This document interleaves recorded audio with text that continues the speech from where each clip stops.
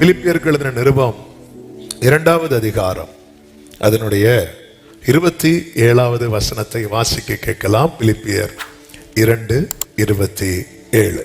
அவன் வியாதிப்பட்டு மரணத்துக்கு சமீபமாய் இருந்தது மெய்தான். ஆகிலும் தேவன் அவனுக்கு இறங்கினார். அவனுக்கு இறங்கினதும் அல்லாமல் துக்கத்தின் மேல் துக்கம் எனக்கு உண்டாகாதபடிக்கு எனக்கும் இறங்கினார். ஹல்லேலூயா. என்று பேசும்படி சில நாட்களுக்கு முன்பதாக இந்த வார்த்தை ஆண்டவர் திரும்ப திரும்ப நினைவிலே கொண்டு வந்து கொண்டே இருந்தார். துக்கத்தின் மேல் துக்கம் உண்டாகாதபடிக்கு எனக்கும் இறங்கினார். அவன் தேவன் இறங்கலைன்னா என்ன உண்டாகும்? துக்கம் எல்லாருக்கும் தான் வரும். துக்கம் வராது. உயிர் இருக்க வரைக்கும் துக்கம் வரும், தூக்கம் வரும். துக்கம் இல்லாத ஆளே கிடையாது. பைபிளே சொல்லி இருக்கு, மாலையிலே அழுகை, மாலையிலே அழுகை, அழுகை தங்கும். அதுவும் நம்ம கூட தான் சேர்ந்து தூங்குமா. காலையிலே களிப்புண்டாகும். வேதனை இல்லாத யாருமே கிடையாது. இக்கரைக்கு அக்கறை பச்சை, அவ்வளவுதான். நம்ம நினைச்சிட்டு இருக்கிறோம் ஆமே நமக்கு கார்லேன்னு ஃபீல் பண்ணிட்டு இருக்கிறோம். கார் இருக்கிறவங்க பெட்ரோல்லேன்னு ஃபீல் பண்ணிட்டு இருக்கிறாங்க. ஒவ்வொருத்தருக்கும் ஒவ்வொரு பிரச்சனை இருக்கு. நமக்கு நம்ம அவங்களுக்கெல்லாம் என்ன, அவங்களுக்கெல்லாம் எவ்வளோ சந்தோஷமா இருக்கிறாங்க அப்படின்னு நம்ம நினைக்கிறோம். துக்கம் இல்லாத யாருமே கிடையாது. ஆனால் இந்த துக்கத்தின் மேல் துக்கம் என்கிற நிலை இருக்கிறது அல்லவா, அது ஒரு மனிதனை அழித்து விடும். தாவீது சொல்றாரு, அப்படி வேதம் மட்டும் என் மனமகிழ்ச்சியாய் இராமல் இருந்திருந்தால் நான் என் துக்கத்திலேயே அழிந்து போயிருப்பேன். துக்கத்தின் மேல் துக்கம் என்பது ஒரு மனிதனை அழித்து விடும். ஒன்று அவனை பலவீனப்படுத்தும், இல்லை என்றால் அவனை தவறான முடிவு எடுக்க வைக்கும். துக்கத்தின் மேல துக்கம். கர்த்தருக்கு மகிமை உண்டாவதாக. இங்கே எப்ராத்தீத்துவை குறித்து சொல்லப்படும் பவுல் சொல்றார். சொல்லும்போது சொல்றாரு, அவன் வியாதிப்பட்டு மரணத்துக்கு சமீபமா இருந்தது மெய்தான். ஆகிலும் தேவன் அவனுக்கு இறங்கினார். அவனுக்கு தேவன் இறங்கலன்னு வச்சுக்கோங்களேன். இந்த எப்ராத்தீத்து யார் அப்படின்னா பவுலுடைய மிஷன் பார்ட்னர். அதுவும் இந்த பிலிப்பு பட்டணத்தை சார்ந்தவர். பவுல் ஜெயில இருக்கிறார். அப்ப பவுல் நின்று செய்ய வேண்டிய வேலையெல்லாம் இப்ப யார் தான் நின்று செஞ்சுட்டு இருக்கிறா அப்படின்னா இந்த எப்ராத்தீத்து தான். அப்போ பரவாயில்ல. அதாவது நம்ம நின்று செய்ய வேண்டிய இடத்துல நம்மளால போக முடியல. ஆனால் ஒருத்தர் உத்தரவாதமா எடுத்து நின்று செய்யும் போது நம்ம மனசு கொஞ்சம் சமாதானமாகும்ல. பரவாயில்ல, அவர் இருக்கிறார்ல, அவர் பார்த்துப்பார். இப்போ நியூஸ் வருது, அவருக்கு வந்து பலவீனம் ஆயிட்டு. அது சாதாரண பலவீனம் அல்ல. ஏற்கனவே இவர் சிறையிருப்பில் இருக்கிறார். பிலிப்பிய நிருபம் எழுதும் போது அவர் எங்க இருக்கிறார் அப்படின்னா ஜெயில இருக்கிறார். ஆண்டவரே, நானும் செயல்பட முடியாம ஆயிட்டேன். எனக்காக ஒரே ஒருத்தர் நின்று செயல்பட்டு இருந்தான், அவனும் இப்படி ஆயிட்டானே ஆண்டவரே. துக்கத்தின் மேல துக்கம். அவனும் இல்லாம ஆயிட்டான்னா இந்த துக்கத்துல இருந்து பவுலால வெளியே வரவும் முடியாது. பவுலுக்கு என்ன சொல்லியிருக்க முடியாது தெரியுமா? கர்த்தருக்குள் எப்பொழுதும். இந்த நிருபத்துல ரிப்பீட்டடா சொல்ற வார்த்தை இது. கர்த்தருக்குள். ஏன் இப்படி அவரால் சொல்ல முடியுதுன்னா, அவருக்கு துக்கம் இல்லையா இல்ல, துக்கம் இருந்துச்சு. ஆனா அந்த துக்கத்தின் மேல் துக்கம் வராதபடிக்கு கர்த்தருடைய இரக்கம் அவனுக்கு கிடைத்து கொண்டே இருந்தது. ஆமென். இன்னைக்கு ஒரு பெரிய செய்தியாக எல்லாம் நாம் கொடுக்க போறது இல்லை. இன்னைக்கு அந்த இரக்கத்துக்காக ஆண்டவர்கிட்ட கொஞ்ச நேரம் நம்ம மன்றாட போகிறோம். எனவே செய்தியெல்லாம் மாற்றி வச்சாச்சு. இதை ஒரு தேவ பிள்ளை புரிந்து கொள்ள வேண்டும். ஆண்டவர் வந்து எல்லாருக்கும் இறங்குவாரா அப்படி கேட்டால் அது ஒரு பெரிய கேள்வியாக இருக்கிறது. ஏன் கேள்வியா இருக்கிறது என்றால், யாத்திராகமம் 33:19 கர்த்தர் சொல்லுகிறார், எவன் மேல் இரக்கமா இருக்க சித்தமாய் இருக்கிறேனோ அவன் மேல் இரக்கமாய் இருப்பேன். என் ஆண்டவர் இரக்கம் உள்ளவர். ஆனால் நல்ல புரிந்து கொள்ளுங்கள், அவர் இரக்கம் உள்ளவர் மட்டுமல்ல. அது இரக்கம் அப்படின்னா என்ன அப்படிங்கறத நம்ம புரிஞ்சுக்கணும். ஆமா, இப்ப ஒருத்தங்க கிட்ட இரக்கம் மட்டும்தான் இருக்கு அப்படின்னா அவங்க கிட்ட எப்படி போனாலும் அவங்க கிட்ட என்ன கிடைக்கும்? இவங்க கிட்ட வேற எதுவுமே இல்ல. இவங்க கிட்ட இரக்கம் மட்டும்தான் இருக்கு. ஆமே, அவங்க எப்படி என்ன போனாலும் என்னதான் கிடைக்கும்? ஆமே, இரக்கம் தான் கிடைக்கும். ஆனா இவர்கிட்ட இரக்கம் மட்டும் கிடையாது. ஆமே, இவர் நியாய தீர்ப்பு கொடுக்கிறவர். இவர் தண்டிக்கிறவர், இவர் கிருபை உள்ளவர், இவர் அன்புள்ளவர், எல்லாம் ரைட்டு தான். அதே நேரத்தில் அந்த ஒரு போர்ஷன் மட்டும் கிடையாது. மொத்தமா ஆண்டவர்னு பார்க்கும்போது அவர்கிட்ட இரக்கம் மட்டும்தான் இருக்கு. அப்படின்னா நான் எப்படி நின்னாலும் அவர்கிட்ட என்ன மட்டும் தான் வரும்? இரக்கம் மட்டும் தான் வரும். அப்படின்னா சோதம் பட்டணத்துக்கு என்ன கிடைச்சிருக்கணும்? இரக்கம் கிடைச்சிருக்கணும். அங்க கிடைச்சதா? கிடைக்கல. ஆமென். இரக்கம் அப்படிங்கிறத சரியா புரிந்து கொள்ளணும். அப்படின்னா அதாவது அவர் இப்ப தண்டிக்கலாம், ஒருத்தனை தண்டிக்கலாம். அப்படி தண்டிக்கிற நிலையில இருக்கும்போது அந்த தண்டனை வேண்டான்னு மாத்தி வைக்கிறாரு தெரியுமா? அப்படி மாத்துறாரு தெரியுமா? இதான் இறக்கும். புரியும்படி சொல்றேன். எஸ்தர்ட்ட மொர்தெகாய் சொல்லுவாரு, நீ போய் ராஜா கிட்ட கேளு. அப்ப எஸ்தர் சொல்லுவாங்க, இங்க பாருங்க, ராஜா கூப்பிடாம நம்ம போயிட்டோம், அவர் செங்கோலை நீட்டுனா ஓகே, அவர் மட்டும் நீட்டலைன்னா நம்மளை தூக்கிட்டு போயிடுவாங்க, நம்ம கதை அதோட முடிஞ்சது சொல்லிட்டு அப்புறம் சொல்றாங்க, நம்ம ஃபாஸ்டிங் இருந்துட்டு போவோம், செத்தாலும் சாகுறேன். அப்ப அந்த இடத்துல போய் இவ வாழணுமா சாகணுமா அப்படிங்கறத தீர்மானிக்கிற இடத்துல யார் இருக்கிறா தெரியுமா? ராஜா இருக்கிறார். ராஜா நினைச்சா செங்கோலை நீட்டவும் செய்யலாம், நீட்டாமலும் இருக்கலாம். ராஜா செங்கோலை நீட்டலைன்னு யாரும் அவரை கொஸ்டின் பண்ண மாட்டாங்க. அந்த தீர்மானம் எடுக்கிற இடத்துல இருக்கிறார். இவ என்ன மனநிலை மேல போற அப்படின்னா, எனக்கு கண்டிப்பா செங்கோலை நீட்டுவாருங்கிற மனநிலைமையில இல்ல. ஏன்னா இப்ப ராஜா கூப்பிட்டு விடல, அதனால என்ன வேணாலும் நடக்கலாம், என்ன வேணாலும் நடக்கலாம் அப்படிங்கிற நிலையில் இருக்கிற ஒரு ஆளுக்கு ஒரு கருணை கிடைக்குது தெரியுமா? ஒரு தயவு கிடைக்குது தெரியுமா? ஆமென். ஒரு வாசல் திறக்கிறது தெரியும். இதுக்கு பேர் தான் இரக்கம். என்ன வேணாலும் நடக்கலாம், என்ன வேணாலும் நடக்கலாம், என்ன வேணாலும் நடக்கலாம். என்ன நடக்க போகுது? என்ன வேணாலும் நடக்கலாம். ஹalleluya. அப்படிப்பட்ட ஒரு நிலையில ஒருத்தருக்கு ஒரு ஃபேவர் கிடைக்குது பாருங்க. இதான் இரக்கம், இதான் இரக்கம். அதாவது ஆண்டவர் மோசே கிட்ட என்ன சொல்லுவார்? இந்த எவன் மேல் இரக்கமா இருக்க சித்தமா இருப்பேனோ அவன் மேல இரக்கமா இருப்பேன்னு சொல்லுவார்ல. சொல்லிட்டு என்ன சொல்லுவார் தெரியுமா? என்னை பார்த்தா ஒருத்தனால என்ன செய்ய முடியாது? உயிரோடு இருக்க முடியாது. ஆனால் கர்த்தரை பார்த்து மோசே உயிரோடு இருந்தாரா இல்லையா? இதான் இரக்கம். உயிரோடு இருக்க முடியாத சூழ்நிலையில ஒருத்தன் உயிரோடு இருக்கான் தெரியுமா? இதான் கர்த்தர் பாராட்டுகிற இரக்கம். அதான் பவுல் சொல்ல, துக்கத்தின் மேல் துக்கம் உண்டாகாதபடிக்கு. இன்னும் புரியும்படி சொல்லணும்னா, மத்தேயு 18வது அதிகாரத்துல தேவராஜ்யத்தை குறித்து கர்த்தர் ஒரு உவமையை சொல்லுகிறார். அதுல ஒருவனிடத்துல ஒரு ராஜா கணக்கு பார்க்க உட்கார்ந்து இருக்கிறார். அப்ப கணக்கு பார்க்க தொடங்கின போது 10,000 தாலந்து கடன்பட்ட ஒருவனை அவனுக்கு முன்பாக கொண்டு வந்தார்கள். 25வது வசனத்தில் சொல்லப்பட்டிருக்கிறது, கடனை தீர்க்க அவனுக்கு நிர்வாகம் இல்லை. இப்ப ராஜா ஜட்ஜ்மெண்ட் கொடுக்கிற இடத்துல இருக்கிறார். அப்ப அவர் என்ன சொல்றார் தெரியுமா? அவனுடைய ஆண்டவர் அவனையும் அவன் பெண் ஜாதி பிள்ளைகளையும் அவனுக்கு உண்டான எல்லாவற்றையும் விட்டு கடனை தீர்க்கும்படி கட்டளையிட்டான். ராஜா இப்படி பண்ணதுக்கு யாரும் கொஸ்டின் பண்ண முடியாது, ஏன்னா அந்த ஸ்தானத்துல அவர் இருக்கிறார். உடனே இவன் என்ன பண்றான்னா, அடுத்த வசனத்தை பாருங்கள். அப்பொழுது அந்த ஊழியக்காரன் தாழ விழுந்து வணங்கி, ஆண்டவனே என்னிடத்தில் பொறுமையா இரும், எல்லாவற்றையும் உமக்கு கொடுத்து தீர்க்கிறேன். இப்படி சொன்னதும் அடுத்த வார்த்தையில் அந்த ஊழியக்காரனுடைய ஆண்டவன் என்ன செய்கிறானா? மனது இறங்கி அவனை விடுதலை பண்ணி கடனையும் அவனுக்கு மன்னித்து. அப்போ ஜட்ஜ்மெண்ட் வந்த இடத்துல இருந்து அந்த ஜட்ஜ்மெண்ட்டை கேன்சல் பண்ணி ஒரு ஃபேவர் கிடைக்குது பாருங்க. இதுதான் கிருபை. அதுதான் அவன் மரணத்துக்கு ஏதுவான வியாதியில் இருந்தது மெய்தான். ஆனா இது இப்படியே விட்டா இவனுக்கு துக்கத்தின் மேல துக்கம் அழிஞ்சு போயிடுவான். அதனால வேண்டான்னு வச்சுட்டார். என்ன நடக்கும்னு தெரியல, என்ன நடக்கும்னு தெரியாத சிச்சுவேஷன்ல பரலோக இரக்கம் ஒருத்தங்களுக்கு கிடைக்குதுன்னா அவர்களுடைய துக்கம் சந்தோஷமாய் மாறும். நல்ல கரங்களை சற்றி ஆமென் சொல்லுங்க பார்க்கலாம். என்ன நடக்கும் அடுத்து? என்ன தெரியாது, என்ன பண்ண போறீங்க நெக்ஸ்ட்? என்ன தெரியாது, தெரியாது.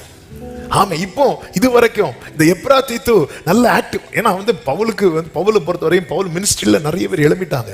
ஆனா பவுல் போல நின்று செய்யறதுக்கு தீமோத்தேயும் தீத்து எப்ராத்தீத்து இப்படி விரல் விட்டு எண்ணக்கூடிய ஒரு சிலர் தான் இருக்கிறாங்க. அதுவும் பிலிப்பு பட்டணத்துல இவருடைய இந்த மிஷன் ஒர்க்கை நின்று செய்யறவர் தான் இவர். இப்ப அவர் பலவீனம் சிக்காயிட்டு சரி 2 நாள் எழும்புறாருன்னு பார்த்தா அது இந்த வியாதி வந்தாலே ஆள் என்னதான் அவுட்டு தான். இந்த வியாதி வந்தாலே மரணம் தான். இந்த வியாதி வந்தாலே முடிஞ்சிட்டு. அப்படிப்பட்ட ஒரு நிலைமை என்பது எல்லாருமே மரணத்தை தான் எதிர்பார்த்துட்டு இருக்கிறார்கள். பவுலே சொல்லுவார்ல, எங்களுக்கு நேரிட்ட சோதனையில மரணம் வரும் என்று நாங்கள் எதிர்பார்த்திருந்தோம். எங்களுக்கு நேரிட்ட சோதனையில அவர் சொல்றாரு, அவன் அப்படி அது மெய்தான், வந்தாலும் ஆச்சரியப்படுறதுக்கு இல்லை. ஏன்னா அவன் அப்படிப்பட்ட வியாதியில் இருந்தான். இப்படிப்பட்ட வியாதியில் இருந்தான், மரித்து போனான்னா இந்த வியாதிக்கெல்லாம் மரிப்பாங்களா அப்படின்னு யாரும் சொல்ல மாட்டாங்க. இந்த வியாதி வந்தாலே கஷ்டம் தான். பார்த்தீங்களா, இப்போ எஸ்தர் உள்ள போறால, உள்ள போனதும் ராஜா அவ முகத்தை மூடு, அவளை தூக்கிட்டு போ, அவ கதையை முடியும்னா எல்லாரும் என்ன சொல்லுவாங்க தெரியுமா? இவ ஏன் போனா? ராஜா இப்படி பண்ணிட்டாரா? யாருமே கேட்க மாட்டாங்க.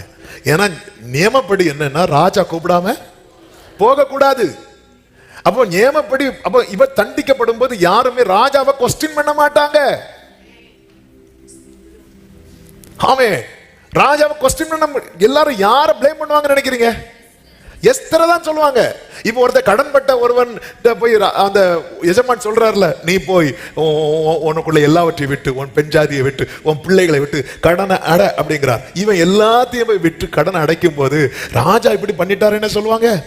இல்ல, அவர் அந்த ஸ்தானத்தில் இருக்கிறார். தண்டிக்கிற ஸ்தானத்தில், ஜட்ஜ்மெண்ட் கொடுக்கிற ஸ்தானத்தில் இருக்கிற ஒருவர் அந்த ஜட்ஜ்மெண்ட்டை கேன்சல் பண்றாரு, அந்த வியாதியை இல்லைன்னு சொல்றாரு, அந்த நுகத்தை வேண்டான்னு முறிக்கிறார். பாருங்க, இதுதான் தேவன் பாராட்டுகிற இரக்கம். துக்கத்தில் இருக்கிறீங்க, துக்கத்தின் மேல் துக்கம் உண்டாகாதபடிக்கு ஆண்டவரே எனக்கு இறங்குக்கப்பா. தேவனுடைய இரக்கம் என்பது எரேமியா 31:2 என்ன சொல்லப்பட்டிருக்கிறது? பட்டயத்துக்கு தப்பி மீந்த ஜனம் வனாந்திரத்தில். அப்போ இரக்கம் தான் அந்த இளைப்பாறுதலை கொடுக்கிறது. இஸ்ரவேலுக்கு அடுத்த வார்த்தை எப்படி இருக்கு? இஸ்ரவேலுக்கு இளைப்பாறுதலை கட்டளையிட போகிறேன் என்று கர்த்தர் சொல்லுகிறார். அதன் அர்த்தம் என்ன? இனி நீ அலைந்து திரிந்தது போதும், இனி நீ தாகத்தால் உன் நாவு வறண்டது போதும், இனி நீ கஷ்டப்பட்டது போதும், இனி டெய்லி அந்த மன்னாவை டெய்லி காலையில அன்னைக்கு டெய்லி இப்போ பொறுக்கிட்டு இதெல்லாம் போதும்பா.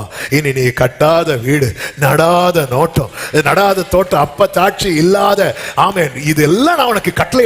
இளைப்பாறுதல், இரக்கம் இளைப்பாறுதலை பெற்றுத்தரும். இரக்கம் பெற்றவர்களுக்கு தான் இளைப்பாறுதல். கைகளை உயர்த்தி ஆமென் சொல்லுங்க.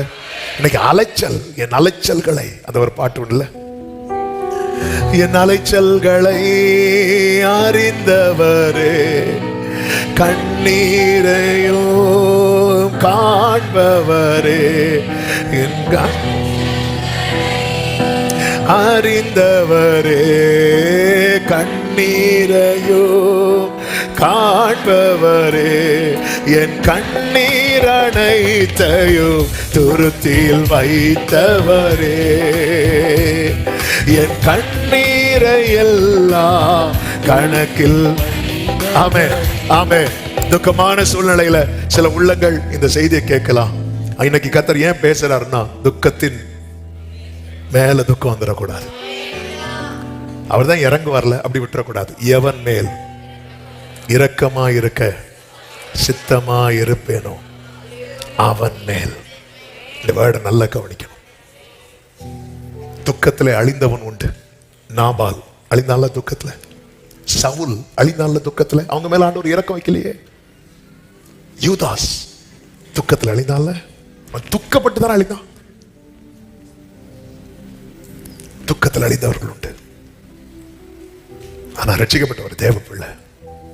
பவுல் சொல்றார், இப்ப நான் ஜெயில இருந்து சொல்றார், துக்கத்தின் மேல் துக்கம் உண்டாகாதிருக்க எனக்கும் இறங்கினார். வேதனை வருவது இயல்பு. இந்த பூமிக்குரிய உலகத்தில் உங்களுக்கு உபத்திரவம் உண்டு. கர்த்தர் அப்படிதான் சொல்லி இருக்கிறார். ஆனா அந்த உபத்திரவத்திலேயே நம்ம அழிந்து போறோம்னா நம்ம இரக்கம் பெறலன்னு அர்த்தம். பிரச்சனை, கஷ்டம் இருக்கு.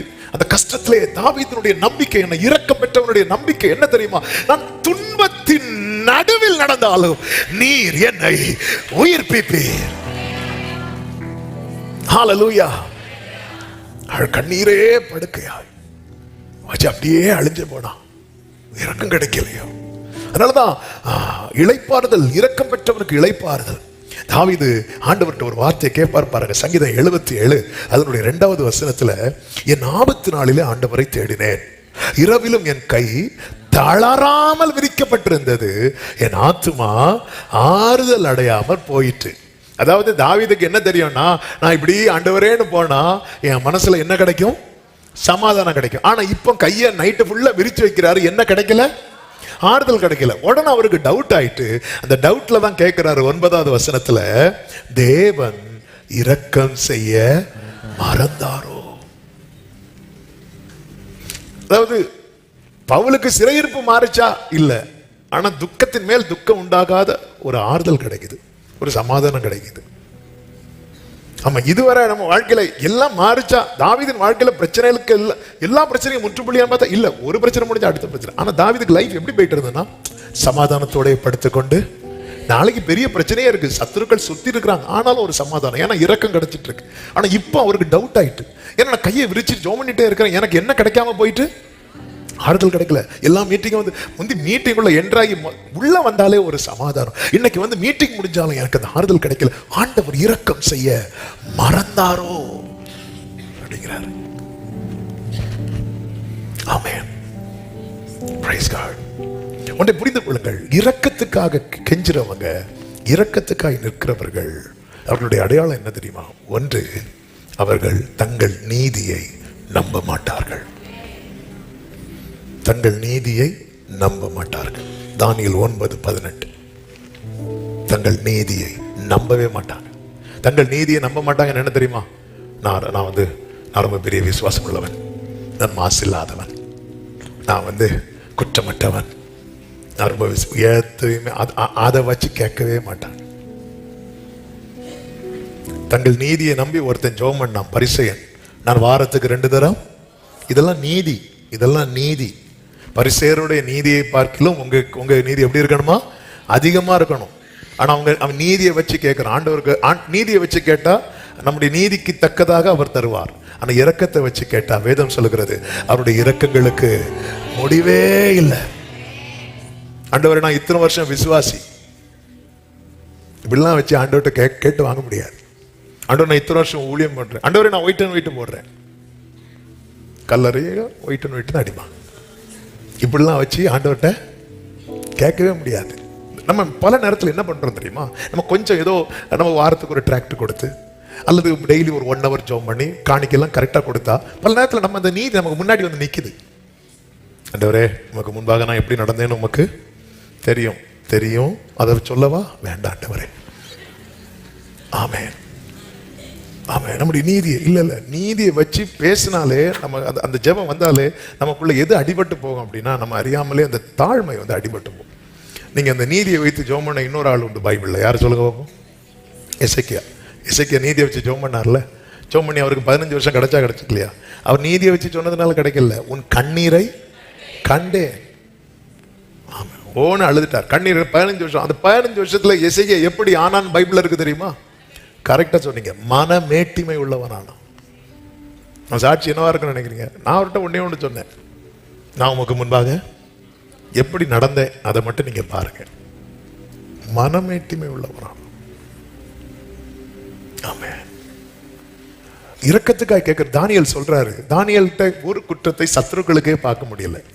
அப்ப தானியேல் சொல்லிருக்கலாம், ஆண்டவரே, எல்லாரும் திராட்சரசம் குடிக்கும் போது நான் குடிக்கல, எல்லாரும் அந்த சிலையை வணங்கும் போது நான் வணங்கல, எல்லாரும் ஜெபம் பண்ணாம இருக்கும்போது நான் ஜெபம் பண்ணாம இருக்கல, அதனால ஆகவே இதெல்லாம் நீங்க பார்த்து எனக்கு அப்படி இல்லை, நாங்க எங்க நீதியை நல்ல ஆண்டவரே, உம்முடைய மிகுந்த இரக்கங்களை நம்பி எங்கள் விண்ணப்பங்களை உமக்கு முன்பாக. ஓ ஜீசஸ். இரக்கத்துக்காக கேட்கிறவங்க தங்கள் நீதியை முன்வைக்கவே மாட்டாங்க. அது மாத்திரமல்ல, இரக்கத்துக்காக கேட்கிறவங்க அவரையே நோக்கி இருப்பாங்க. சங்கீதம் 123:2 வேலைக்காரருடைய கண்கள் தங்கள் எஜமான்களின் கையை நோக்கி இருக்குமா போலவும், வேலைக்காரின் கண்கள் தங்கள் எஜமாட்டின் கையை நோக்கி இருக்குமா போலவும், எங்கள் தேவனாகிய கர்த்தர் எங்களுக்கு இரக்கம் செய்யும் வரைக்கும். அப்போ ஒருத்தங்க கிட்ட போய் ஒருத்தன் இப்படியே நிக்கிறாங்கன்னா பாக்குறவங்களுக்கு என்ன தோணும் தெரியுமா? இவனுக்கு வெக்கமே என்ன ஒரு அது நான் இரக்கத்துக்காக நிக்கிறேன், இரக்கத்துக்காக நிக்கிறேன். இப்படி இப்படி இப்படி எவரு கால விழுந்து இப்படி கிடக்குறான், கால கிடக்குறான். ஆமென். அவர் தன்னோடு கூட வரும் வரைக்கும் காலில் விழுந்து ஆண்டவர் ஒரு 5 நிமிஷம் உங்க பாதத்தில் விழுந்து கிடக்குறேன், அப்படி இல்லை, தன்னோடு கூட வரும் வரைக்கும். வேதம் சொல்லுகிறது அவர் அவனோட கூட போனார் இருக்கு. இல்லைன்னா அவன் எழும்ப மாட்டான், இரக்கம் செய்யும் வரைக்கும். ராஜா, எவ்வளவு பெரிய ராஜா யோசபாத், ஜனங்கள் எல்லாம் கூடி வர வச்சு ஜனங்கள் எல்லாம் இப்படி பார்த்துட்டு இருக்க, எனக்கு தெரியலப்பா, என்ன பண்ணும் தெரியலப்பா அப்படிங்கிறான். எங்கள் தேவனாகிய கர்த்தர் எங்களுக்கு இரக்கம் செய்யும் வரைக்கும் எங்கள் கண்கள் உண்மையே நோக்கி இருக்கிறது, பார்த்துட்டே இருக்கிறோம், பார்த்துட்டே இருக்கிறோம். ஹல்லேலூயா, பார்த்துட்டே இருக்கிறோம். கர்த்தருக்கு மகிமை உண்டாவதாக. இரக்கத்துக்கு நிற்கிறவங்க அப்படி ஏக்கத்தோடு பார்த்து கொண்டே இருப்பார்கள். ஆமென். அது மாத்திரமல்ல, வேதம் சொல்லுகிறது அழகான எல்லாம் தெரிந்த வார்த்தை தான், தன் பாவங்களை மறைக்கிறவன் வாழ்வு அடைய மாட்டான், அவற்றை அறிக்கை செய்து நீதிமொழிகள் 28:13 இருக்கிறது, அவன் இரக்கம் பெறுவான். ஆமென். இரக்கத்துக்காய் நிற்கிறவன் எதையுமே மறைக்க மாட்டான், ஆண்டவர்கிட்ட எதையும் மறைக்க மாட்டான். ஆமென். தேவனுடைய இரக்கம் தேவைன்னு ஆயிட்டு யாக்கோபுக்கு. ஆண்டவர்கிட்ட போய் அப்பதான் நான் யாக்கோபுன்னே சொல்றான். இரக்கத்துக்காய் நிற்கிறவன் எதையும் மறைக்கவே மாட்டான். ஆமென். தேவனுடைய இரக்கம். கொஞ்சம் யோசித்து பாருங்க. யாக்கோபு தன்னை மறைத்து ஈசாக்கின் இடத்தில் போனான். ஆசீர்வாதம் வாங்கினானா இல்லையா? வாங்கினான். இப்ப ஏசா வந்து பார்த்த போது அதெல்லாம் யார் வாங்கிட்டு போயிட்டா? சொல்லுங்க சத்தமா. அப்ப ஏசா என்ன தீர்மானம் எடுக்கிறான்? எப்போ கொல்லணும்னு. அப்போ ஏசா யாரை மதிக்கிறான்? அப்பாவை மதிக்கிறான். அப்ப அப்பா நினைச்சா என்ன பண்ணிருக்கலாம்? அந்த தீர்மானம் ஏசாவை கூப்பிட்டு சால்வ் பண்ணிருக்கலாம். சால்வ் பண்ணாரா? இல்ல. மாறாக என்ன பண்ணாரு? யாக்கோப கிளம்பிட்டார். அதாவது நம்ம அந்த மறைத்து வாங்குறது இருக்கு தெரியுமா, சில காரியங்களை நமக்கு நஷ்டப்படும். மறைச்சு வாங்கிட்டான், சில காரியங்களை வந்து நம்ம நஷ்டப்பட. ஈசாக்கு நினைத்தா ஏசாவை கூட்டு இங்க பாரு. ஏன்னா ஏசாவுக்கு யாரை ரொம்ப பிடிக்கும் தெரியுமா? அப்பாவை ரொம்ப பிடிக்கும். அதனாலதான் சொல்றாரு, அப்பா என்ன நினைச்சிட்டு போட்டு இவர் சாவ போறாரு, இனி அவருக்கு என்ன நினைச்சாருன்னா யாக்கோபை கை வச்சிருக்கலாம்ல, வைக்கல. என் தகப்பனுக்காக துக்கம் கொண்டாடப்படும் நாட்கள் வரும், அதுக்கு பிறகு எனக்கு கடைசி நாள்ல அப்பா கஷ்டப்பட்டுற கூடாது. என்ன மனசு பாத்தீங்களா? ஆமென். அப்போ ஈசாக்கு நினைச்சா ஏசாவை கூட அந்த இடத்துல ஒரு இரக்கம் உனக்கு கிடைக்காம போகிறது. அந்த வீட்டுல நிக்கணும்னா இப்ப யார் நினைச்சா நிக்கலாம் தெரியுமா? ஈசாக்கு நினைச்சா நிக்கலாம். ஈசாக்கு கூப்பிட்டு அனுப்புறாரு, மகனே வா நீ போ அப்படிங்கிறார். தாயார் சொல்றாங்க நீ போப்பா, நான் கூடது வராது. அப்பா சொல்றார் நீ வா, நீ கிளம்பு அப்படின்னு. ஈசாக்கு நினைச்சா அங்க வேற. அதான் இரக்கம். இவன் பண்ண காரியத்துக்கு இவன் போய் தான் ஆகணும். ஆனா ஈசாக்கு மட்டும் மனசு வச்சார்னா ஏன் அப்படின்னா மறைச்சிட்டான். நான் ஆவிக்குரிய கண்ணோட்டத்தோடு இதை சொல்றேன், மறைச்சிட்டான். நம்ம ஒண்ணு மறைக்கும் போது நம்மை மறைத்து சில காரியங்களை மனுஷங்க கிட்ட இருந்து வாங்க முடியும். ஆனால் நாம் நம்மை மறைத்து தேவனிடத்தில் அந்த இரக்கத்தை வாங்கவே முடியாது. நைட்டு ஃபுல்லா கண்ணீர் விட்டு கதறிட்டு இருக்கிற ஆண்டவர் சொல்றார், பொழுது விடுகிறது நான் போறேங்கிறார். என்ன ஆண்டவரே, உங்களுக்கு கொஞ்சம் கூட இந்த ஈவு இரக்கம் இல்லையா? ஆண்டவரே அப்படின்னு நீங்க என்ன பண்ணிருக்க கூடாது? இந்த யாபோக்காற்றின் கரையில வந்திருக்கவே கூடாது. இது அவர் நம்ம கூடவே, நீ தண்ணீரை கடக்கும் போதும் கூடவே இருந்துட்டு அப்புறம் நான் போயிட்டு வரட்டா அப்படிங்கிறார். ஆண்டவர் கொஞ்சம் கூட. ஆமென். நைட்டு ஃபுல்லா கெஞ்சுறேனே, நைட்டு ஃபுல்லா கதறேனே. ஆமென். உன் பேர் என்ன அப்படிங்கிறார். பேர் என்னவா சொல்லு, உன் பேர் என்ன? நான் யாக்கோபு ஆண்டவரே. அங்க அவனுக்கு கிடைச்ச இறக்கம் என்ன தெரியுமா? அதன் பிறகு ஏசா அவனை அல்ல, அவன் நிழல கூட தீமை செய்வதற்காய் தொடாதபடிக்கு கர்த்தர் காத்தார். ஏசா மட்டுமல்ல, அவன் முதிர் வயதுல கண்ணை மூடுறது வரைக்கும் யாக்கோபுக்கு விரோதமான மந்திரம் இல்லை, இஸ்ரவேலுக்கு விரோதமான குறி சொல்லுதல் இல்லை. மறைக்க மாட்டான், மறைக்க மாட்டான். தேவனிடத்திலிருந்து இரக்கத்தை பெறணும்னா இது ரொம்ப முக்கியம். நம்ம பல நேரத்தில் நமக்குள்ள நஷ்டமாகிறது இதுதான். ஹல்லேலூயா. தேவ சமூகத்தில் நம்ம அது இரக்கத்துக்காய் கெஞ்சுறது அப்படிங்கிறது ஆமா. ஒரு வீட்டில் போய் இப்போ ஒரு வீட்டில் ஒருத்தங்க போறாங்க, 2 பேர் வராங்கன்னு வைங்களேன். ஒருத்தங்க சொல்றாங்கம்மா ஏதாவது இருந்தால் தாங்கம்மா, பசிக்குமா, இப்படி ஒருத்தங்க கேட்குறாங்க. இன்னொருத்தர் வராரு, என்ன ஒன்றும் இல்லையா, அப்படி ஒன்றாச்சுன்னு ஒன்றும் வைக்கலையா, இப்படி கேட்குறாங்க. நம்ம ஏதாவது இருந்து கொடுக்கணும்னு நினைச்சா யாரை கொடுப்போம்? யாரும் கொடுக்க மாட்டீங்களா? யாரு கொடுப்போம்? ஒருத்தன் கேட்கும் போது, அதாவது கொடுக்க கூடாதுன்னு நினைச்சா கூட ஒருத்தங்க கேட்கறதுல நமக்கு என்ன தோணும் தெரியுமா? கொடுக்கணும். இப்படிதான் ஒரு தம்பி போன வாரம் ஒரு பாட்டி வழியில கேட்டாங்களாம், தம்பி ஒரு லெமன் சாதம் வாங்கணும், ஏதாவது இருந்தா தா தம்பின்னு. அவன் இறக்கப்பட்டு சரி நம்ம கையில் ஏதோ அவன்கிட்ட காசு இல்லை, ஒரு 10 20 இருந்தால் கொடுக்கலாம்னு சொல்லிட்டு பாக்கெட்டில் பார்த்தா இல்லை, ஒரு 50 ரூபா மட்டும் இருந்திருக்கு. அவன் சொன்னது சரி வேற இல்லை, நான் அவங்க கேட்கறத பார்த்தா பரிதாபமாக இருக்கு பாட்டி, என்கிட்ட மொத்தம் இவ்வளோ இருக்கு, மொத்தமாக நீங்களே வச்சிருங்க பாட்டி. 50 ரூபா கொடுத்துறேன். தம்பி லெமன் சாதம் 80 ரூபா. அண்ணே இப்படி சொல்லிட்டாங்க அண்ணே, இது சொல்லி இப்படி அவங்க கேட்டுப்பாங்க, நான் கொடுத்துருக்கவே மாட்டேன். சில டைம் நமக்கு என்ன தோணும் தெரியுமா? நம்ம ஏதோ செஞ்சது நம்ம தான் மொத்தமா கொடுத்தது மாதிரி. கேட்கறதுல ஒன்று இருக்குல்ல, கேட்டதும் பாருங்க, அவன் 50 ரூபா தான் இருக்கு, அவன் கேட்கறத பார்த்து அவனுக்கு வச்சுக்கோங்க கொடுத்ததை பார்த்து அவங்க வேற மாதிரி கேட்க ஆரம்பிச்சிட்டாங்க.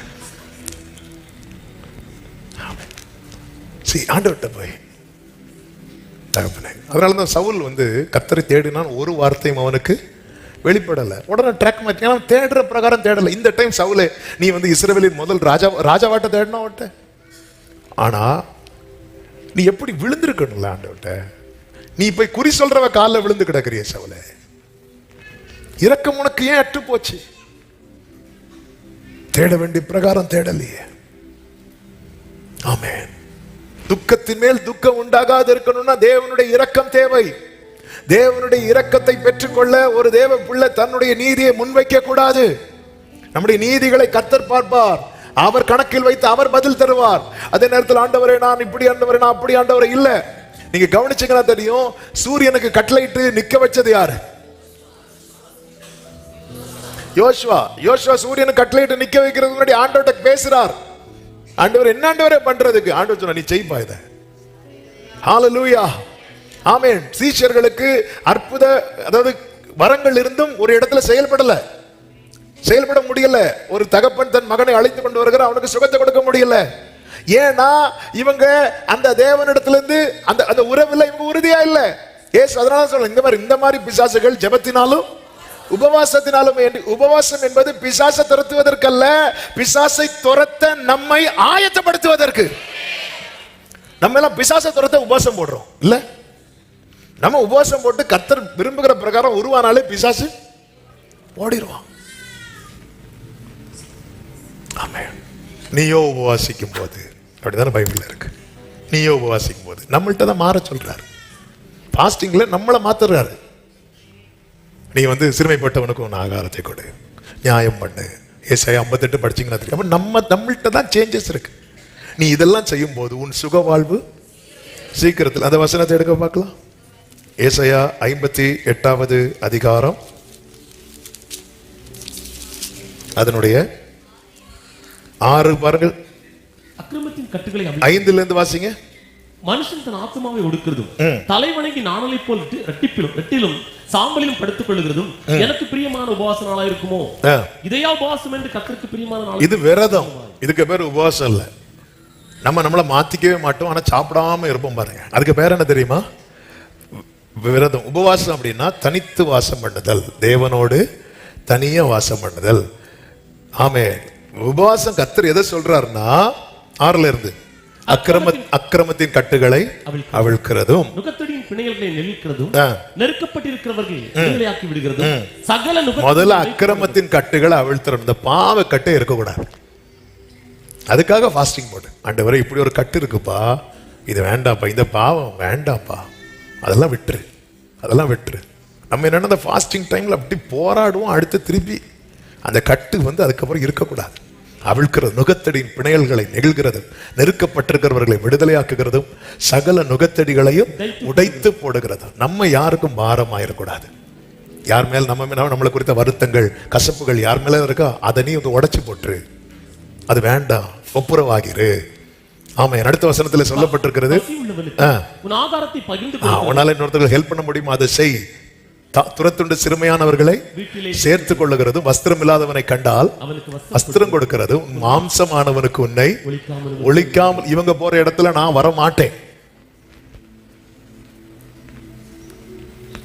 இது அல்லவோ எனக்கு உகந்த. அப்ப மொத்தத்துல ஃபாஸ்டிங்னாலே கர்த்தர் என்ன சொல்றாருன்னா, நீ ஒன்ன மாத்திக்கோ அப்படிங்கிறார். நம்ம எதெல்லாமோ மாற ஜோம் பண்ணிட்டு இருக்கிறோம். முதல்ல அக்கிரமத்தின் கட்டுகள் அவிழ்த்துறணும், பாவத்தோடு பிணைக்கப்பட்டிருக்க கூடாது, அதெல்லாம் தூக்கி போடணும். இதை செஞ்சுட்டா அடுத்த வசனத்துல சொல்லப்பட்டிருக்கிறது, அப்பொழுது விடியற்கால வெளுப்பை போல வெளிச்சம் வந்து எழும். அப்ப இது எல்லாம் வெளிச்சத்தை எழும்ப விடாம பண்ணுது. வெளிச்சம் எழும்பி உன் சுகவாழ்வு, எல்லாரும் சொல்லுங்க சீக்கிரத்தில். அப்ப ஆண்டவருக்கு, ஏன் ஆண்டவரை செய்யவே மாட்டேங்க, நான் அப்படி சொல்ல சீக்கிரமா செய்யறேன். உன் நீதி உனக்கு முன்னாக செல்லும், கர்த்தருடைய மகிமை உன்னை பின்னாலே காக்கும். அடுத்த வார்த்தையை பாருங்கள், அப்பொழுது நீ கூப்பிடுவாய், கர்த்தர் மறு உத்தரவு கொடுப்பார், நீ சத்தமிடுவாய், இதோ நான் இருக்கிறேன் அப்படிம்பார். ஆமென் சொல்லுங்க பார்க்கலாம். ஆண்டவரே கத்தும் போது, ஏன் கத்துற, நான் இருக்கிறேன் இதுவரை சொல்ல மாட்டேங்கிறார். கத்தி கத்தி தொண்டை தண்ணி எல்லாம் கத்தி வத்தி போச்சு. ஆமென், ஹல்லேலூயா. இரக்கத்துக்காக, தேவனுடைய இரக்கம் தான் துக்கத்தின் மேல் துக்கம் உண்டாகாதிருக்கும்படிக்கு வழி செய்யும். அப்போ துக்கத்தின் மேல துக்கம் உண்டானாலே அவன் அழிந்து போகிறான் என்று அர்த்தம். அவன் கொஞ்சம் கொஞ்சமாய் அழிந்து கொண்டிருக்கிறான். கர்த்தருக்கு மகிமை உண்டாவதாக. யாக்கோபு ஒரு வார்த்தையை சொல்வார் பாருங்க. யாக்கோபு, அது ஆதியாகமம் 43வது அதிகாரத்துல நமக்கு தெரியும். ஏற்கனவே ராகேல், அதாவது லேயாளுக்கும் பிள்ளைங்க பிறக்கிறாங்க, ராகேலுக்கும் பிள்ளைங்க பிறகு. ராகேலுக்கு எத்தனை பிள்ளைங்க பிறந்தாங்க? 2 பிள்ளைங்க. ராகேல் வந்து யாக்கோபுக்கு ரொம்ப பிடிச்சதுனால ராகேல் பிள்ளைங்களை வந்து யாக்கோபு மற்ற பிள்ளைங்களை விட ரொம்ப நேசித்தார். ராகேலுக்கு பிள்ளைங்க யாரெல்லாம்? யோசேப்பும் பென்யாமீனும். யோசேப்பு போயிட்டான். யோசேப்பு போனதும் அவர் துக்கத்திலே தான் இருக்கிறார். அந்த துக்கத்தை ஆற்றக்கூடிய மருந்து அவர்கிட்ட இல்லை. ஆனால் அந்த துக்கத்தை ஆற்றுகிற மருந்தா அடுத்து யார் வளர்ந்து வரா தெரியுமா? பென்யாமீன் வளர்ந்து வரான். பென்யாமீனை கூடவே வச்சிருக்கிறான். பஞ்சகாலத்தில் ஆகாரம் வாங்க சகோதரர்களை அனுப்பும் போது கூட பென்யாமீன் அனுப்பவே இல்லை. ஆனா துக்கத்தின் மேல் துக்கம் உண்டாகாது இருக்கிறதுக்கு காரணமே யார் அப்படின்னா இந்த பென்யாமீன் தான். பென்யாமீன் தான்.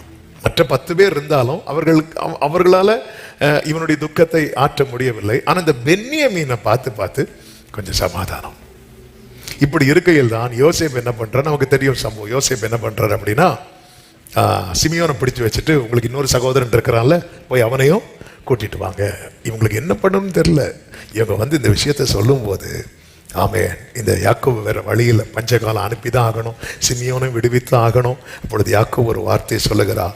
43:14 வசனத்துல 14, அந்த மனிதன் அங்கிருக்கிற உங்கள் மற்ற சகோதரனையும் பென்யாமீனையும் உங்களுடனே அனுப்பிவிடும்படிக்கு சர்வ வல்லமையுள்ள தேவன் அவன் சமூகத்தில் உங்களுக்கு இரக்கம் கிடைக்க பண்ணுவாராக.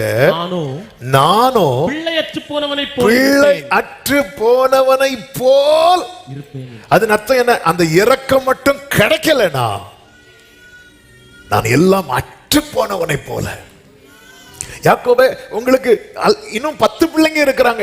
இல்ல இல்ல இல்ல இல்ல, இந்த காரியத்துல அதான் என்ன நடக்குமோன்னு தெரியல. அப்ப இந்த இடத்துல யாக்கோபு என்ன சொல்றார் அப்படின்னா, அந்த இரக்கத்துக்காக நிற்கிறார். இரக்கத்துக்காக நிற்கிறார். ஆண்டவரே, நீங்க எங்க அப்பாவின் தேவன் அல்லவா, எங்க தாத்தா எந்த நீதியும் இங்க முன்வைக்கல.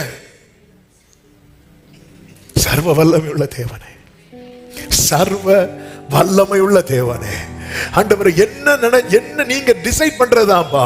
பென்யமீன் அங்க கட்டி வைக்கணுமா இல்ல பென்யமீனைய சிமியோனை அனுப்பி விடணுமா? அது உங்க கிட்ட தான் இருக்குப்பா. அத கட்டி நீங்க இல்ல விடண்டான்னு தீர்மானிச்சா விட முடியாது. இல்ல இவங்களை அனுப்பணும் நீங்க இரக்கம் வச்சிட்டீங்கன்னா ஆண்டவர் அதை யாருக்கும் தடுக்க முடியாது ஆண்டவரே. ஆனா உங்க இரக்கம் கிடைக்கிறது வரைக்கும் நான் எப்படி இருப்பேன் தெரியுமாப்பா? பிள்ளையற்றவனை போல. இப்போ இந்த பென்யமீனை கொண்டு போகும்போது அங்க நடந்த சம்பவம் நமக்கு தெரியும். நான் இன்னும் செய்திக்குள்ள என்ட்ராகல, ஆனா டைம் பறந்துட்டு இருக்கு.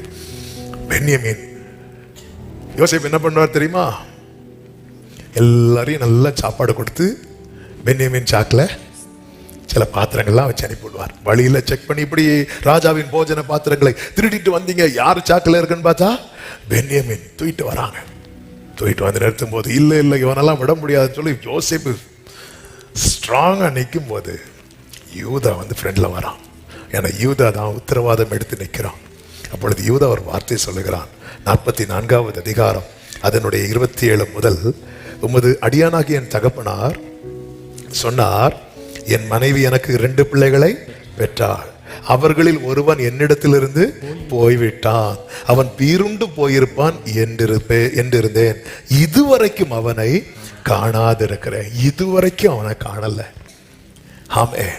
இதெல்லாம் நீங்கள் அறிந்திருக்கிறீர்கள். நீங்கள் இவனையும் என்னை விட்டு பிரித்து அழைத்து போகும் இடத்தில் இவனுக்கு மோசம் நேரிட்டால் என் நரைமயிரை வியாகுலத்தோட பாதாளத்தில். அதன் அர்த்தம் என்ன? இப்ப நான் கொஞ்சம் ஆறுதலா இருக்கிறேன், கொஞ்சம் சமாதானமா இருக்கிறேன். இதுவும் அப்படி நடந்துச்சுன்னா ஏற்கனவே ஒரு இழப்பு வந்துட்டு, ஏற்கனவே ஒரு கஷ்டத்தை பார்த்துட்டேன். ஆமா, இதுவரைக்கும் நான் அதுல இருந்து மீளல.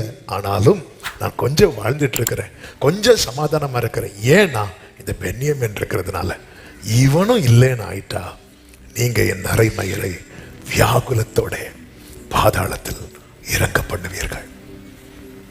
துக்கத்தின் மேல் துக்கம். யோசேப்பு இல்லை என்கிற துக்கம், பென்யமீனும் இல்லாமல போயிருவானோ அப்படிங்கிற ஒரு நிலைமை வந்துட்டுனா இந்த யாக்கோபு சொல்றாரு, நான் அப்படியே இல்லாமலே ஆயிருவேன். ஆமென். இப்படி சொல்லிட்டு 30வது வசனத்தை பாருங்கள். இளையவனை விட்டு நான் என் தகப்பனாகி உமது அடியானிடத்துக்கு போனான், அவருடைய ஜீவன் இவனுடைய ஜீவனோட ஒன்றாய் இணைக்கப்பட்டிருக்கிறது. அவருடைய ஜீவன் இவனுடைய ஜீவனோட ஒன்றாய் இணைக்கப்பட்டிருக்கிறபடியால். அடுத்த வார்த்தை கவனிங்க. அவர் இளையவன் வரவில்லை என்று அறிந்த மாத்திரத்தில் இறந்து போவார். அந்த செகண்ட் அவர் இறந்துருவார். இந்த இடத்துல இறக்கும் கிடைச்சே ஆகணும்.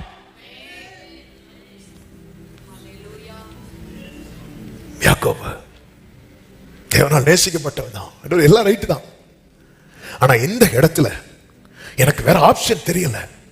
இதுக்கு மாறா வேற என்ன வந்தாலும் யூதா உத்தரவாதம் எடுக்கிறவனால உள்வாங்க முடியுதுன்னா ஆமென், உருவாக்கினவருக்கு தெரியாதா?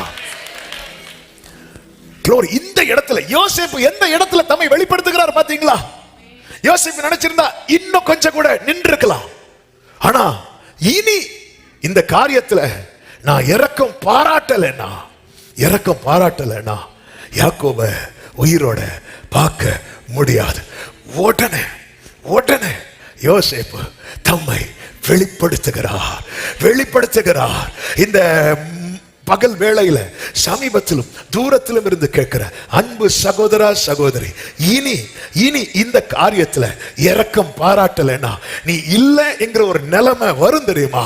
அந்த இடத்துல கர்த்தர் தம் இருதயத்தை கடினப்படுத்திக் கொண்டு இருக்க மாட்டார். ஒரு யோசேப்பு தம்மை வெளிப்படுத்தினதை காட்டிலும் தேவன் தம்முடைய இரக்கத்தை, ஹல்லேலூயா, ஆமென். யூதாவின் கதறல் 34வது வசனத்தை வாசியுங்கள். இளையவனை விட்டு எப்படி என் தகப்பனிடத்துக்கு போவேன்? போனால் என் தகப்பனுக்கு நேரிடும் தீங்கை நான் எப்படி காண்பேன்? ஹல்லேலூயா. ஒரு யூதா ஆமென் தகப்பனுக்கு நேரிடும் தீங்கு அதை காண முடியாம துடிக்கும் போது, யூதா கோத்திரத்து சிங்கம், தாவீதின் வேறுமானவர், எல்லா முகத்தில் உள்ள கண்ணீரை துடைக்கிறவர் இந்த பகல் வேளையில். ஏன்னா புரிந்து கொள்ளுங்கள், துக்கம் வந்தது. ஆனா துக்கத்தின் மேல் துக்கம் வந்தா, ஒரு துக்கத்துல யாக்கோபு 22 வருஷம் இருந்துட்டார். துக்கத்தின் மேல இனியும் துக்கம், இனி தாங்க முடியல ஆண்டவரே. ஆமென். அதனாலதான் தாவீது ஜெபிப்பார் தெரியுமா, நான் இனி இராமற் போகும் முன்னே தேறுதல் அடையும்படி என்னிடத்தில் பொறுமையாயிரும். நான் இனி இராமற் போகும் முன்னே, சங்கீதம் 39 கடைசி. நான் இனி, எப்பொழுதும் புரிந்து கொள்ளுங்கள், அந்த இரக்கத்துக்காக. அதனாலதான் இவங்கெல்லாம் நிக்கிறாங்க இரக்கத்துக்காக. யாக்கோபு சொல்லல, யாக்கோபு சொல்ற அந்த இரக்கம் கிடைக்க பண்ணுவாராக. இவங்களை இரக்கத்துக்காக நிக்கிறாங்க. 45வது அதிகாரத்தின் 1வது வசனத்தை வாசியுங்கள். அப்பொழுது யோசேப்பு தன் அருகே நின்று எல்லாருக்கும் முன்பாக தன்னை அடக்கிக் கொண்டிருக்க கூடாமல் ஜீசஸ் யாவரையும் என்னை விட்டு, நல்ல கவனமா கேளுங்க, என்ற முகம்பாடியா தெய்வத்தின் முகம். இந்த இடத்துல இவங்க ஃபைட் பண்ணல, இந்த இடத்துல இவங்க வழக்காடல, இந்த இடத்துல இடக்கத்துக்காக கெஞ்சி நிற்கிறாங்க. ஆண்டவர்கிட்ட கெஞ்ச தயங்குறவங்க மனுஷங்கிட்ட போய் கெஞ்ச வேண்டிய நிலைமை வரும். ஆனா ஆண்டவர்கிட்ட வெக்கப்படாம கெஞ்சுறவங்க துக்கத்தின் மேல் என்ன என்ன, அதாவது உத்தரவாதம் எடுக்கிறவன் எப்படி உள்வாங்கி இருக்கிறான் பாருங்க. என் தகப்பனுடைய பிராணன் இளையவனுடைய பிராணனோட எப்படி இருக்குதான் இணைந்து இருக்கிறது. தெரியுது? யோசேப்பு பார்க்கிறார், இதை பிரிச்சிடக்கூடாது. இளையவனுக்கு நேரிடுவதை அறிந்த மாத்திரத்தில் அவர் என்ன ஆயிடுவார் தெரியுமா? இறந்து போயிடுவார். அந்த இடத்துல இப்போ இவங்களுடைய சிச்சுவேஷன், தகப்பனுடைய ரியல் சிச்சுவேஷன் என்ன அப்படிங்கிறத யூதா தெரியப்படுத்துகிறான். அப்படியே தெரியப்படுத்துகிறான் யோசேப்புக்கு. தெரியப்படுத்துறதும் இப்ப இந்த ஸ்தானத்துல இருந்து என்ன வேணாலும் டிசைட் பண்ணலாம். யோசேப்புக்கு என்ன வேணாலும் டிசைட் பண்ணலாம். ஓஹோ, அப்ப நான் இல்லைன்னா அவரால் உயிர் வாழ முடியும், தம்பி இல்லைன்னா. நான் சரித்திரத்துக்குள்ள போயிட்டேன். அப்போ யோசேப் நான் இல்லைன்னா அவர் உயிர் வாழ்ந்துருவாராம், பென்யாமீன் இல்லைன்னா அப்படி அவர் உயிர் வாழண்டாம். என்ன வேணாலும் டிசைட் பண்ற இடத்துல இருக்கிற ஒரு மனுஷன். ஆனா அவர் இதுக்கு மேல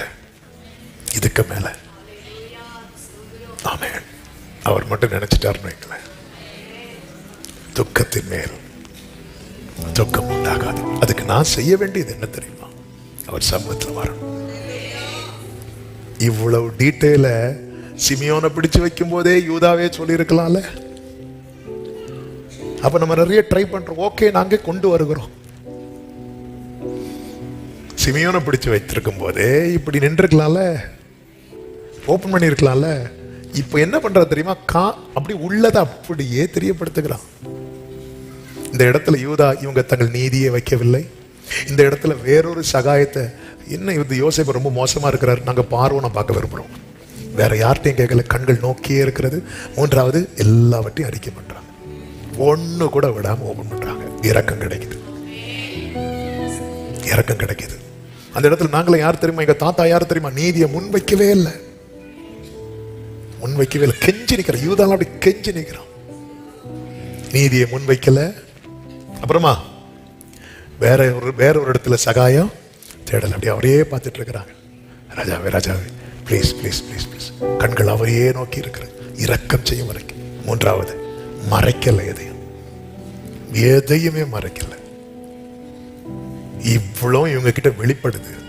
ராஜாவால் அடக்கி கொண்டிருக்க முடியவில்லை. தன்னை அடக்கி கொண்டிருக்க கூடாமல் யாவரையும் என்னை விட்டு வெளியே போக பண்ணுங்கள் என்று யோசேப்பு தன் சகோதரருக்கு தன்னை வெளிப்படுத்துகையில் ஒருவனும் அவன் அருகில் நிற்கவில்லை. இப்போ மற்றவங்க எல்லாரையும் வேடிக்கை பார்க்கிற ராஜா என்ன செய்வார்னு வேடிக்கை பார்க்கிற எல்லாரும் வெளியே போ. ஆமென் ஆமென் ஹalleluya. சிலர ராஜா வெளியே அனுப்புறார். ஆமென். அடுத்த செகண்ட் என்ன நடக்கும் தெரியாத சூழ்நிலை வருது பாரு. அப்ப சுத்தி நிக்கிற நிறைய பேர் உங்களை விட்டு வெளியே போறாங்க. அந்த இடத்துல எல்லாரும் போயிட்டாங்கன்னு ஃபீல் பண்ணாத. அவருடைய இரக்கம் உன்மேல் பொழியும்படிக்கு கர்த்தர் யார் என்பதை, யோசேப்பு யார் என்பதை தன் சகோதரர்களுக்கு வெளிப்படுத்துகையில் ஒருவரும் அவன் அருகில் நிற்கவில்லை. ஹல்லேலூயா. இந்த உறவின் ஆழத்தை நீ அறியணும். உன் நீதியை முன் வச்சிட்டு வராத. தேவன் விரும்புகிற நீதி வெளிப்படும் போது அதற்காக தேவனை ஸ்தோத்திரம் பண்ணுங்கள். ஆனால் அதை முன்வைத்து அதெல்லாம் கர்த்தருக்கு, அவர் ஏன் நீங்க இது பண்றீங்க, ஃபாஸ்டிங் இருக்கிறீங்க, அது கர்த்தருக்கு பிரியமானது. ஏன் டைத்து கொடுக்குறீங்க, அது கர்த்தருக்கு பிரியமானது. ஏன் ஊழியம் பண்றீங்க, அது கர்த்தருக்கு பிரியமானது. ஏன் நற்கிரியை பண்றீங்க, அது கர்த்தருக்கு பிரியமானது. கர்த்தர் எதில் பிரியப்படுகிறார்? நீதியில் பிரியப்படுகிறார். அப்ப நீதியின் கிரியைகள் வேதம் முழுவதும் நமக்கு சொல்லப்பட்டிருக்கு. அதெல்லாம் நம்மில் வெளிப்படணும். ஆவியானவர் நம்மில் நற்கிரியை துவங்கி இருக்கிறார். அது கிறிஸ்துவின் நாள் வரை நடக்கணும். அதே நேரத்தில் நான் இப்படி பண்றேன், நான் அதை பண்றேன், நான் இதை பண்றேன், அதனால நீங்க இப்படி இல்லை. நூற்றுக்கு அதிபதியை குறித்து அந்த ஊர் ஜனங்கள் என்ன சொல்லுவாங்க அப்படின்னா, ராஜாவே இயேசுவே நீர் அவன் வீட்டுக்கு போறதுக்கு அவன் எப்படிப்பட்டவனா இருக்கிறான்? பாத்திரவானா இருக்கிறான். அவன் சர்ச்செல்லாம் கட்டி தந்திருக்கிறான். அவன் ஆண்டவரை அவன் இப்படி பண்ணிருக்கான். அப்படியாப்பா அப்படி சொல்லிட்டு இயேசு வந்துட்டு இருக்கும்போது அந்த நூற்றுக்கு அதிபதி வாரான் பாருங்க. அவன் காலில் விழுந்து என்ன தெரியுமா சொன்னான்? ஆண்டவரே, நான் பாத்திரவானே அல்லப்பா. ஊரு சொல்லட்டும், ஆனா ஊரு ஆண்டவர் என்ன பத்தி வேண்டாம், அவங்கள்ட்ட கேட்டு பாருங்க. ஆண்டவரே, இதை யூதா சொல்லல, ராஜா பார்வன்ட்ட பார்த்து யோசேப்பே ஆமென் அதிபதியே, நீங்க வேணா எங்க ஆண்டவன் எங்க ஊர்ல கேட்டு பாருங்க, நாங்க யாரு, எங்க குடும்பம் எப்படிப்பட்ட குடும்பம், கேட்டு பாருங்க. ஒண்ணுமே இல்லை. அவன் நீதியை முன் வைக்கல. அவன் தன் காரியம் எதையுமே மறைக்கல. இதுதான் யூதா நினைச்சிருக்கலாம், என்ன நாங்க இத்தனை பிள்ளைங்க இருந்தாலும் உங்களுக்கு யோசேப்பு இல்லைன்னா பென்யமீன், நீங்க சாவுங்க அப்படி விட்டுருக்கலாம்ல. இல்ல, அப்படியே ஓபன் பண்றான். ராஜாவால் தன்னை அடக்கிக் கொள்ள முடியவில்லை. கண்ணீர் விட்டு அழுதது மாத்திரமல்ல, பென்யமீனும் போயிருவானோ என்று துக்கத்தோடு இருந்தவனுக்கு தேவன் பாராட்டின இரக்கம். பென்யமீனும் போகல, யோசேப்பும் போகல. ஆமென். நல்ல கைகளை சட்டி தேவனுடைய இரக்கம் உனக்கு பென்யமீனை மட்டுமல்ல, நீ 22 வருடமா இழந்த யோசேப்பை உனக்கு திரும்ப கொடுக்கும். ஹல்லேலூயா. நீ இப்பொழுது இருக்கிறது போயிட்டுனா, இதுவும் போயிட்டுனா போயிரும். அப்படி ஏற்கனவே போயிட்டு இதுவும் போயிட்டுனா ஃபீல் பண்ணிட்டு இருக்கிறல, தேவனுடைய இரக்கம் இப்ப இருக்கிறதையும் போகாதபடி தக்க வைக்கும். ஏற்கனவே இழந்ததையும் எத்தனை பேர் நம்புறீங்க? நல்ல கரங்களை சட்டி ஆமா. இழந்துரும் நினைக்கிற பென்யமீனையும் இழக்க விடல, இழந்துட்டே நினைக்கிற யோசேப்பு. ஆண்டவருடைய இரக்கம் தண்ணீர்ல தாழ போன கோடாரிய ஒரு எலிசாவால மிதக்க வச்சு எடுக்க வைக்க முடியும்னா, ஹல்லேலூயா. கைவிட்டு போன, நஷ்டப்பட்டு போன, எல்லாம் போச்சு என்கிற நிலையில் இருக்கிற அன்பு சகோதரா சகோதரி, இந்த பகல் வேளையில எத்தனை பேர் நம்புறீங்க தேவனுடைய இரக்கம் எனக்கு இளைப்பாறுதலை தரும்னு சொல்றவங்க நல்ல கரங்களை சட்டி ஆமென். ஒரு 5 நிமிடம் செபிக்கலாமா? உங்க நிலைமை அப்படியே சொல்லுவீங்களா? ஆண்டவரே, அடுத்து என்னன்னே தெரியாத ஒரு நிலையில முடிந்தா முழங்கார் படிட்டு, அல்லது உங்களுக்கு எப்படி வசதி அப்படி ஓகே, சேர்ல இருக்கிறவங்களுக்கு கஷ்டம் முழங்கால் போட, இருந்தாலும் உங்களுக்கு எப்படி ஒரு 5 மினிட்ஸ் ஓகே, டைம் ஆயிட்டு இருந்தாலும் ஒரு 5 நிமிடம் இந்த நேரத்துல இந்த யோசேப்பு சமூகத்துல யூதா போய் நின்னது போல அவர் சமூகத்துல இப்ப நிக்கிறோம். இப்ப அவர் அந்த தீர்மானிக்கிற இடத்துல அவர் இருக்கிறார். என்ன வேணாலும் டிசைட் பண்ணலாம், பென்யமீனை பிடிச்சு வைக்கலாம். ஆனா யூதா, நீங்க உள்ள ஆண்டவரே இது இல்லைன்னா, பிரியமானவர்களே ஒரு நிமிஷம் கவனிங்க. ஆகார் சொன்னா, பிள்ளை சாகிறத நான் பார்க்க மாட்டேன். எலியா சொன்னார், போதும் ஆண்டவரே. சிம்சோன் சொல்லுகிறான், நான் தாகத்துல சாகணுமாப்பா, நான் தாகத்திலே சாகணுமா. இந்த 3 நிலையும் கர்த்தர் மாற்றினார். இந்த தேவனுடைய இரக்கம் என் நிலையை மாற்றும். எத்தனை பேர் இதை நம்புறீங்க? ஆகார் சொன்னாள், பிள்ளை சாகிறத நான் பார்க்க மாட்டேன். பிள்ளை சாகிறத சில பாருங்க, சிச்சுவேஷன் கைவிட்டு போனதும் குடும்பத்தை விட்டு ஓடிடுவாங்க. பிரச்சனை தலைக்கு மேல போனதும் ஃபேமிலி விட்டு போயிடுவாங்க. ஏன்னா எப்படியும் கர்த்தர் மாற்றினார். எலியா சொன்னார், ஆண்டவரே என்ன நீங்களே எடுத்துருங்கப்பா, நீங்களே எடுத்துருங்கப்பா. கர்த்தர் அதையும் மாற்றினார். சிம்சோன் சொன்னான், தாகத்திலே சாகணுமா ஆண்டவரே, தாகத்திலே சாகணுமா. கர்த்தர் பள்ளத்தாக்கை பிளக்க பண்ணி அந்த நிலையை மாற்றினார். உங்க நிலையை மாட்டுவா. இந்த சத்தத்தை சமீபத்தில் தூரத்தில் இருந்து கேட்கிற அன்பு உள்ளமே, ஆவியிலே பாரப்பட்டு கர்த்தர் மேல இருக்கிற நம்பிக்கையில உங்களுக்கு சொல்லுகிறேன், ஆகாரின் நிலையை மாற்றினார், எலியாவின் நிலையை மாற்றினார், சிம்சோனின் நிலையை மாற்றினார். இவங்கள மரண விளிம்புல, அதே போல அடுத்து என்னன்னே தெரியாதுங்கிற நிலையில் இருக்கிற உள்ளமே, இயேசுவின் நாமத்தில் உனக்கு சொல்லுகிறேன், தேவனுடைய இரக்கம் உனக்கு விளங்க பண்ணப்படும். துக்கத்தின் மேல் துக்கம் உண்டாகாதபடி எனக்கும் இறங்கினார் என்பது உன்னுடைய சாட்சியா இருக்கும். துக்கத்தின் மேல் துக்கம் உண்டாகாதபடி. எத்தனை பேர் ஆண்டவர்கிட்ட சொல்ல விரும்புறீங்க? யூதா சொன்னா, இளையவனை மட்டும் நீங்க பிரிச்சிட்டீங்கன்னா அடுத்த செகண்ட் எங்க அப்பா இறந்துருவார். ஆண்டவர் இந்த ஒரு காரியம் மட்டும் நடக்கலன்னா அடுத்த செகண்ட் இல்லப்பா. அப்படிப்பட்ட நிலையில யாராவது இருக்கிறீங்களா? ஒரு யோசேப்பால இறங்க முடியும்னா, இரக்கத்தில் ஐஸ்வர்யம் உள்ள கர்த்தர், நான் எவன் மேல் இரக்கம் வைக்க சித்தமா இருப்பேனோ அவன் மேல இறக்க வைப்பேங்கிறான். நீங்க தான் ஏதாவது ஜெபிக்க விரும்புறவங்க ஜெபம் பண்ணுங்க. நீங்க பாடுறது கூட இல்ல, சகோதரர்கள் பாடுவாங்க. நீங்க ஜெபம் பண்ணுங்க, நீங்க ஜெபம் பண்ணுங்க,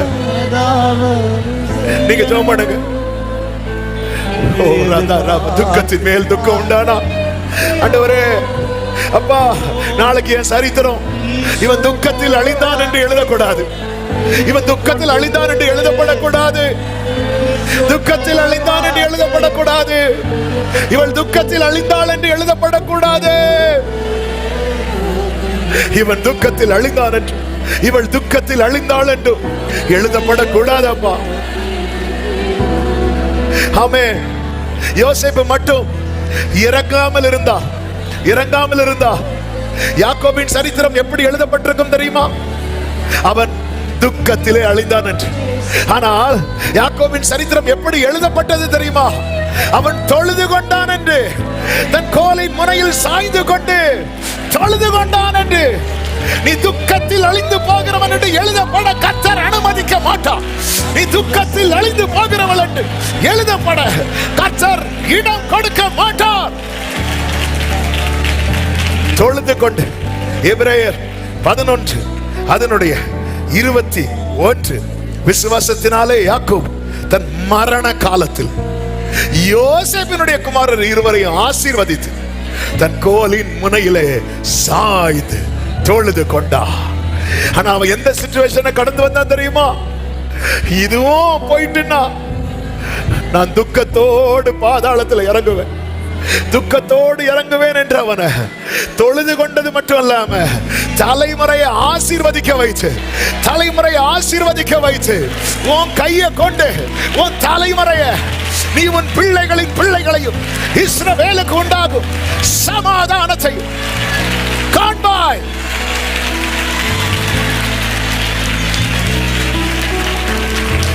இறங்குங்கப்பா மனம், இறங்குங்கப்பா,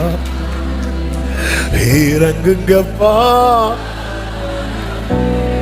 இறங்குங்கப்பா, இறங்குங்கப்பா. ஜீசஸ்.